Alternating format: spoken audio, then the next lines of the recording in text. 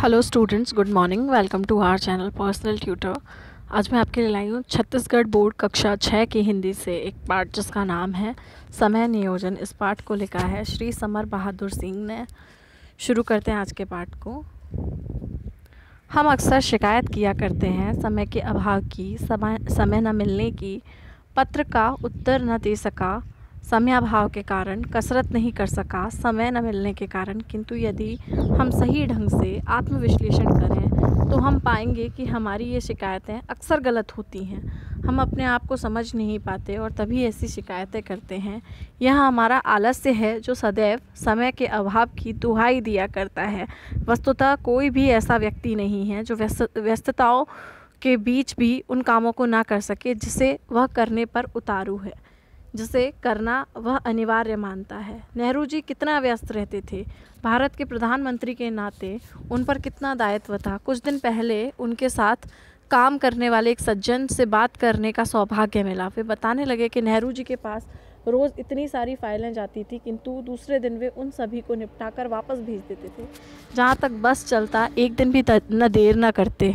ज़रा सोचिए उनकी व्यस्तता को, जो दिन भर न जाने कितने आदमियों से मुलाकात करते थे, कितनी गंभीर समस्याओं पर सहकर्मियों के से विचार विमर्श किया करते थे, कितनी सभा सोसाइटियों में जाते थे।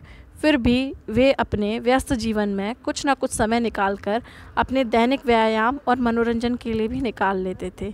गांधी जी भी कम व्यस्त नहीं रहते थे। दर्शनार्थियों की भीड़ तो उन्हें घेरे ही रहती थी। मुलाकातियों का भी तांता लगा रहता था। देश विदेश के अनेक पेचीदे मामलों पर विचार विनिमय होता, अखबारों के लिए लेख लिखे जाते।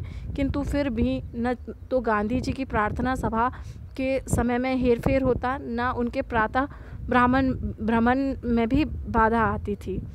यही नहीं, दुनिया के कोने कोने से भेजे गए पत्रों का जवाब भी वे अक्सर हाथ से ही लिख कर देते थे। गांधी जी और नेहरू जी दोनों का जीवन प्रमाणित करता है कि यदि हम अपने समय को सोच समझकर विभाजित कर लें और फिर उस पर दृढ़ता से आचरण करें तो अपने निश्चित व्यवसाय के अतिरिक्त अनेक कार्यों के लिए हमें पर्याप्त समय मिल जाएगा।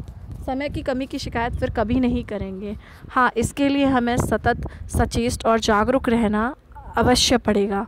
किसी ने ठीक ही कहा है, समय धन के समान है। अतः सावधानी और सतर्कता के साथ हमें अपने धन के हिसाब से समय के प्रति थोड़ी ज़्यादा ही सावधानी बरतें। कारण धन तो आता जाता है, किंतु गया समय फिर वापस नहीं आता। समय का बजट बनाना जिसने सीख लिया उसने जीने की कला सीख ली, सुख और समृद्धि के भंडार की कुंजी प्राप्त कर ली। हम जीवन से क्या चाहते हैं? सुख, समृद्धि, शांति, यही ना? किंतु ये चीज़ें तभी मिल सकती हैं जब हम इनको पाने का निरंतर प्रयास करते चलें। यदि हम व्यायाम के लिए, चिंतन के लिए, अध्ययन के लिए समय नहीं निकाल पाएंगे तो हमारा तन मन कैसे स्वस्थ और सबल बन सकेगा? विषम परिस्थितियों में भी हम अपना संतुलन कैसे बनाए रख सकेंगे? अतः जीवन को सही अर्थ में सफल बनाने के लिए यह आवश्यक है कि हम इन सभी की साधना में रोज़ कुछ न कुछ समय लगाएं, तभी यह संभव हो सकेगा।